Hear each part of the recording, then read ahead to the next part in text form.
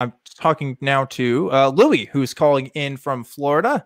Hey, Louie, what's going on? Hi, guys. Can you guys hear me? Yes, we can hear you loud and clear. What's going on? All right. I was listening to you guys earlier talking about, the aliens and stuff like that, and I love that subject. And I was just contemplating, when we take into consideration like the Drake equation, that there's so many stars, there's so many planets, and there's so many universes that the odds of us being the only one, there better chances that there may be other life out there.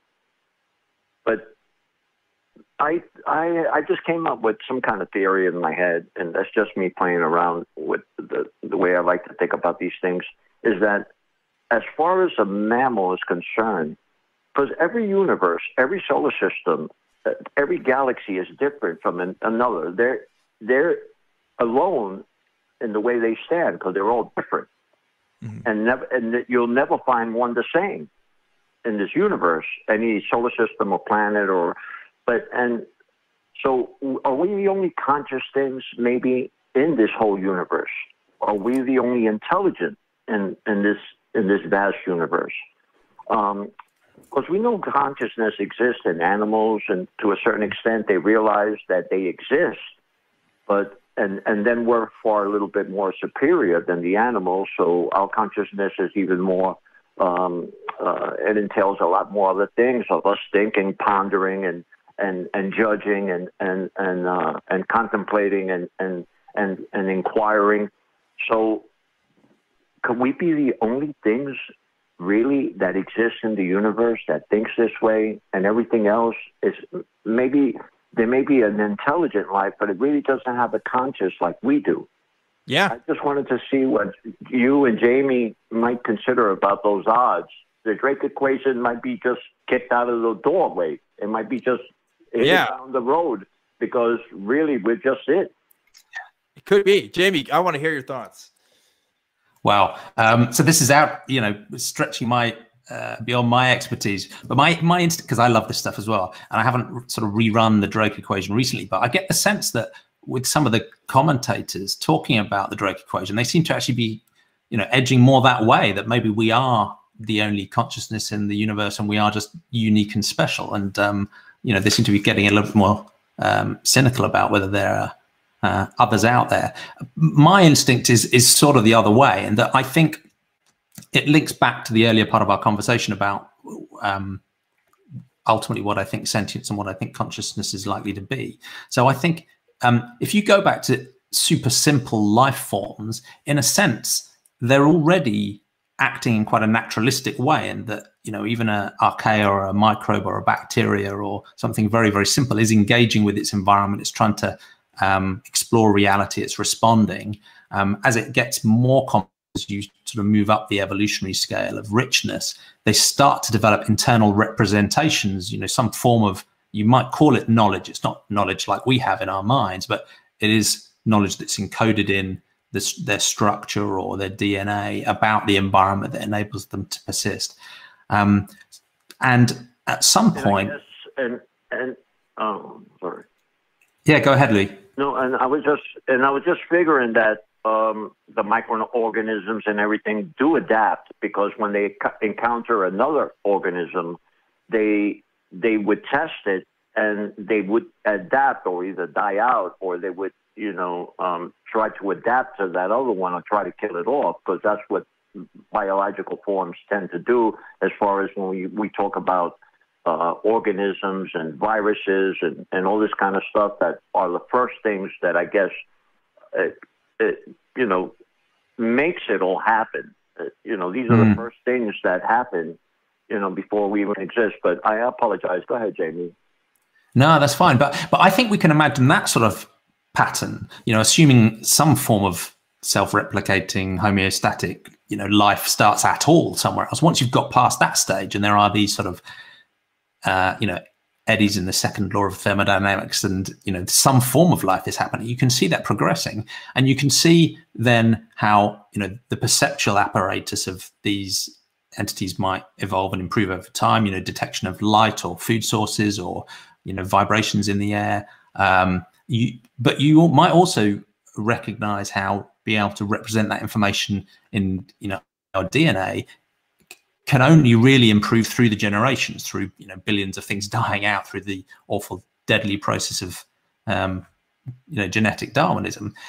So it's quite, then you can imagine how useful it would be for some entity to have developed something that would enable it to actually upgrade information about the environment during the course of a single life, not waiting for DNA to evolve over many generations. And whatever that first very simple form of memory or information storage was, ultimately that's what's developed into brains and nervous systems and where we are. So that's partly why my instinct is that if life started in some way, shape or form, in some form of environment, I actually wouldn't be that surprised if it's moved in a remarkably similar way to get to a point where there are entities that have, a rich model of themselves in the environment that involves a subjective experience. So again, a rambling answer, but instinctively, I think sentience might be more common than we think. I agree with you, Jaime, and I also think that if we would see those patterns, they would probably be carbon-based life, because from my understanding, and I'm not a biologist or a chemist, but I do know that something about carbon seems to be that it carries that information better than other types of molecules. But this is also and this has also led to speculation about silicon-based life, because silicon is another situation where you could store information hypothetically. Of course, it would be different than what we would see with carbon-based life. And I've even heard sulfur also as well being a thing. But it would be fascinating to see. There's that show going on Netflix right now with the alien planets and stuff. There's always one of those every couple of years. But I think I share the same instinct. I couldn't evaluate the Drake equation even if I wanted to, but it would make sense to me that if there is life, it's going to be like that. And statistically speaking, and if we truly are just these evolved creatures, then from, wherever we came from, then it would probably be the case that there's other ones like us out there. I don't know if they're intelligent, though. I don't know if they're where we're at right now. There's just so much that we don't know about this question that leads me to hesitate to say that I can give an answer one way or another. I will say this: I am not convinced that any sentient life outside of Earth has contacted us, in any meaningful way. That's not to say that it's not reasonable. Well, it's not to say it hasn't happened. It's just not that it's not reasonable for me to believe it as of yet, because I have not seen sufficient enough evidence to the case.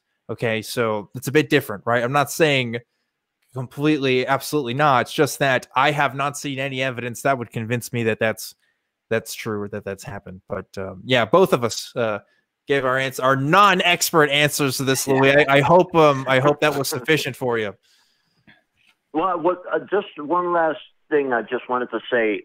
We carry a DNA that I guess that if you were to take a leaf or a tree and the DNA within that or a different type of some kind of the viruses we have, their DNA would be compatible to our DNA. I would figure that much. Now, would we see that? Well, what do you think about that happening again on another planet? That same DNA. I guess I don't know what you mean by compatible. What do you mean by compatible? Well, let's say an alien form, an alien life came and seen us, and it says, well, they're inherent. The humans are a far superior species on this planet Earth, and we know this because the microorganisms that live beside them have the same DNA. And so we know that they evolved from the planet. Now, would we see that on other carbon-based things, the same DNA? I think it would be notably different. I see what you're saying. Or just like Dan said, it might be a something silicon that it might have evolved with completely something that we don't know and recognize as DNA. Yeah, I guess it would, like, I'm assuming it would have to be a DNA like structure, right? That seems to make sense to me. It seems like that's been what's been really successful with the replication of life on this planet. I don't see why it wouldn't be on others. But I don't know what the atmospheric conditions also would do with that either. Yeah. So, you know, at the same time, it's just a form of information storage. So maybe there would be another way of doing it. I think there would be some form of information storage that's passed through. I think that's really the key. And I think you know, even synthetic biologists now have already developed enhanced DNA structures with more than the 4 bases that we have in our biological base, and shown that that can actually work. So you know, I could imagine that there would be some other form of information storage that's still constrained by, you know, chemistry, but it might be a little bit different from the CAGT we have. Yeah. Anyway, Louie, that's all the time we got for this call. But thanks so much for calling in. Guys. Yeah, really awesome question there. And yeah, still kind of. I mean, if they're sentient, then we would have to do something about that. You know, it's not going to be an I Am. Hopefully, it's not an I Am Legend situation, right? No, not I Am Legend. Independence Day. I got my Will Smith movies confused.